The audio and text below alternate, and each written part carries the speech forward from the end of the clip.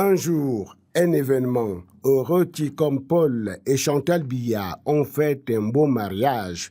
Ce jour-là, le samedi 23 avril 1994, au Palais de l'Unité à Yaoundé, sous les auspices de l'abbé Jean-Baptiste Ami, curé de la paroisse Christ-Roi de Tinga à Yaoundé, en la fête de Saint-Georges.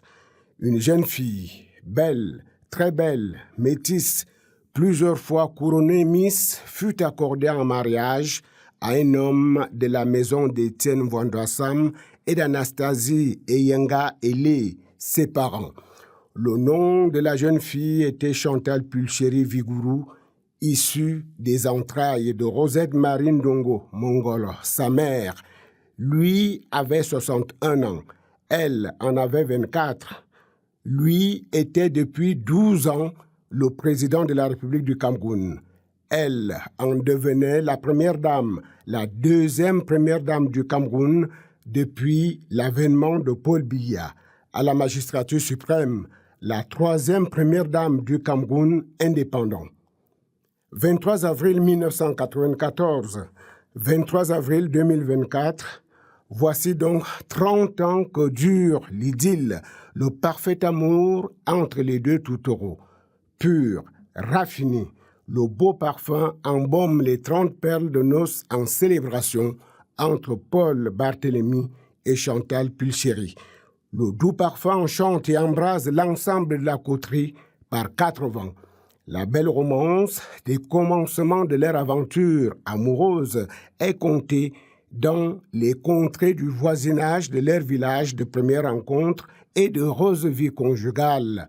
En Vomka, cette ère de promesses et de prédilection qui promue l'un et l'autre époux à un si merveilleux destin, à une vie de famille si heureuse, si nombreuse, où se croisent aujourd'hui diverses générations sans distinction de langue, de race, de tribu, ni de religion, ni de nationalité. La production éditoriale, livres, magazines People et autres publications rivalisent de tableaux de peinture. D'aucuns présentent Chantal Biya comme une passionnée de l'humanitaire au regard de son immense œuvre d'accompagnement de l'action sociale de son illustre époux. Ambassadrice de bonne volonté de l'UNESCO pour l'éducation et l'inclusion sociale, ambassadrice spéciale de l'ONU-SIDA, les distinctions internationales couronnent de nouvelles perles les 30 glorieuses années de son mariage. D'autres publications sont plutôt subjuguées par le côté glamour de leur diva dont elles rapportent les faits et gestes en termes de flèches de Cupidon et de coups de foudre. Sous le regard admiratif des fans du couple présidentiel camerounais, s'étend en finale cette belle toile toute en finesse. À l'image du Cameroun, la famille présidentielle Biya, à l'ombre de son égérie Chantal Pulchéry, c'est à la fois un arc-en-ciel et un kaléidoscope.